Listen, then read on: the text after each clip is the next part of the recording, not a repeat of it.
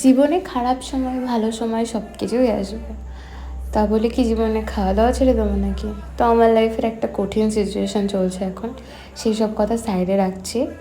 তো নিজের মন ভালো করার জন্যই আজকে আমি ফার্স্ট টাইমের জন্য রান্না করেছিলাম। তো তোমরা দেখতেই পাচ্ছ আমি দুটো বড় সাইজের আলু নিয়েছিলাম এবং দুটোকে সেদ্ধ করে নিয়ে তার সাথে বিভিন্ন মশলা অ্যাড করছি, যেমন লবণ, হলুদ, তারপর রেড চিলি পাউডার, গরম মশালা, আরেকটা বোধহয় চাট মশালা ছিল, আমার ঠিক মনে নেই।